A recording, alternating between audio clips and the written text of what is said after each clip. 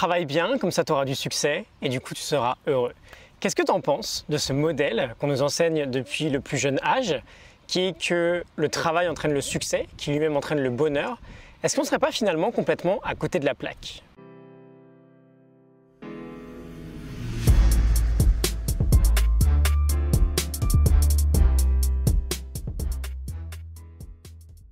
Quand on est gosse, on commence à aller à l'école et on nous dit de bien travailler, parce que si on travaille bien, on aura des bonnes notes. Et si on a des bonnes notes, on sera heureux.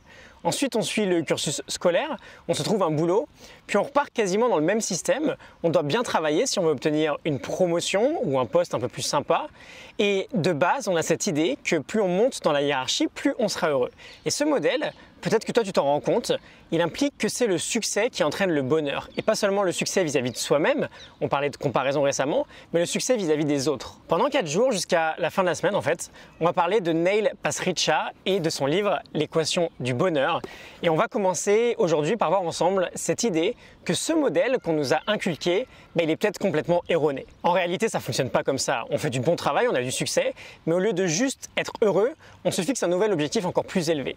Tu as une licence, tu vas faire un master, puis tu as ton master, qu'est-ce qui t'empêche de faire un doctorat? Puis tu deviens directeur d'un département de ta boîte, qu'est-ce qui t'empêche ensuite d'en devenir le président? Il n'y a absolument rien de mauvais dans l'idée de se fixer des objectifs toujours plus élevés, c'est aussi ce qui est challengeant. Ce qui est incorrect, on va dire, entre guillemets, c'est de penser que c'est ce qui nous mènera au bonheur. Parce qu'en réalité, on ne prendra pas le temps d'être heureux, on aura déjà les yeux fixés sur la marche supérieure. C'est exactement le principe de la rat race dans laquelle on se lance tous aujourd'hui. Avec ce modèle, on repousse toujours plus le bonheur et on termine notre existence sans avoir été vraiment heureux. Et donc ce que nous dit Pasricha, c'est que ça fonctionne dans l'autre sens. On commence par être heureux, donc on se sent bien, on est beau, on rayonne, on fait du sport. Et qu'est-ce qui se passe ? On fait du bon boulot parce qu'on se sent bien. Et ce bon boulot, il va nous mener au succès. Et il y a des tonnes d'études, notamment une de la Harvard Business Review, qui montrent que les personnes qui se considèrent plus heureuses avant d'accomplir leurs objectifs sont environ 30% plus productives, font plus de ventes et sont 3 fois plus créatives dans leur travail. Et Shawn Achor, qui a écrit le livre « Comment devenir un optimiste contagieux », il y a des notes là-dessus si tu vas aller voir aussi, nous dit exactement la même chose. Le bonheur, c'est notre plus bel atout.